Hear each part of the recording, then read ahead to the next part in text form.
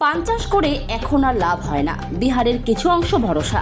পান বরজ আগে অনেক ছিল, বর্তমানে অনেক বরজ বা চাষ উঠে গিয়েছে বলছেন চাষিরা।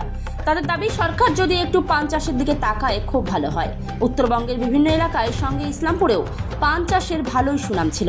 এখানকার পান যেত আসাম, বিহার সহ রাজ্যের বিভিন্ন জেলায়, কিন্তু বর্তমানে আর পান বাইরের রাজ্যে সেরকম চাহিদা নেই। বিহারের কিছু অংশে যায়। তারা বলছেন বর্তমান যুব সমাজ গুটখার প্রতি আকৃষ্ট হয়েছেন, তবে পান কিন্তু শরীরের পক্ষে অনেকটাই ভালো।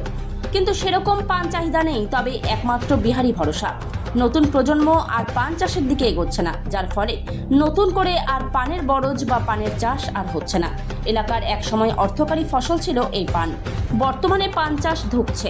তারা বলছেন সংসার চালানোর মতন কিছুই নেই এই চাষ করে। খরচাও বেড়েছে প্রচুর, বাঁশ, খড়, ওষুধ সহ লেবারের খরচা প্রচুর বেড়েছে, যার ফলে পানের দামও সেরকম ভাবে আসছে না, লাভও কম হচ্ছে।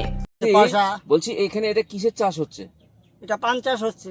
আহ, কত বিঘা এখন পান চাষে কতটা লাভ কি মনে হয়?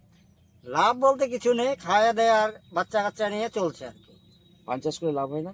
লাভ আছে, কিন্তু যদি আমি পান না খাই, আপনি পান না খান, পানটা বিকাবে কোথায়? কিছু আমি উপার্জন করছি, চাষবাস করছি, এ তো মার্কেটই করতে হবে। ছেলে পেলে সব গুটখাতে বড়। নতুন প্রজন্ম পান চাষে আসছে না? নতুন প্রজন্মে আর আসছে না। যারা আছে বয়স্ক, এরাই ততদিন লড়ে চড়ে চলছে। ইয়ং জেনারেশন আর না, এতে ব্যবসা বাণিজ্যতে তো এরপরে পান চাষ লুপ্ত হবে, আর থাকবে না। কিছু থাকবে মেদিনীপুর, কাকদ্বীপ। তো উত্তরবঙ্গের পান চাষ? উত্তরবঙ্গের পান চাষ তো কুচবিহার যাও, আলিপুরদুয়ার যাও, তারপরে ধূপগুড়ি যাও, ওখানে লাঠি মার। ইসলামপুরও তাই, বিঘে বিঘে পান চাষ ছিল, ওখানে কয়টা বাগান আছে?